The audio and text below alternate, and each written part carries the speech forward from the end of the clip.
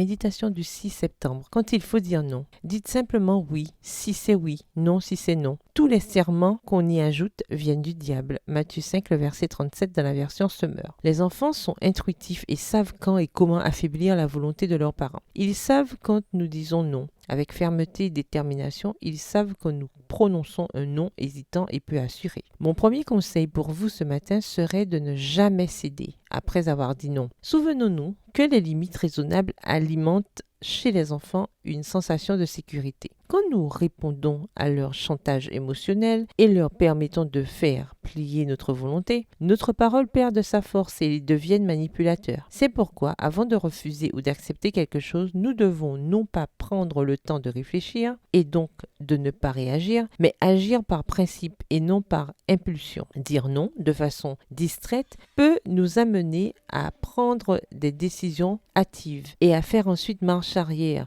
ce qui affaiblit la rigueur des règles du foyer dans l'esprit des enfants. Souvent, les parents exercent leur parentalité avec pour prémisse fondamentale « ici c'est moi qui commande ». Cela s'appelle de l'autoritarisme, ce qui est très éloigné du concept d'autorité. S'il est vrai que nous devons tenir fermement les rênes du foyer, il est aussi vrai que le système disciplinaire imposé dans une maison doit considérer que les enfants sont des personnes avec des besoins particuliers et différents de ceux des adultes. Ellen White conseille aux parents d'exercer une autorité aimante. Les parents doivent user de fermeté et de bonté dans l'exercice de la discipline et ils doivent agir avec beaucoup de zèle pour maintenir l'ordre et la propreté dans leur maison, de manière à ce que les anges puissent y apporter la paix et une influence bénéfique. Texte tiré du livre Une famille épanouie, au chapitre 1 à la page 12. L'autorité et l'amour sont-ils compatibles? Oui, ils le sont. La mère peut exercer son autorité avec persuasion et empathie pour les besoins de son enfant. Et sur cette base, elle peut poser des limites raisonnables dans le but de sauvegarder l'intégrité de celui-ci et de protéger l'harmonie familiale. Il comprendra que tout est fruit de l'amour. Si nous voulons montrer de Jésus l'image d'un Père aimant, montrons aux enfants l'exemple dans notre comportement devant eux. Chaque fois que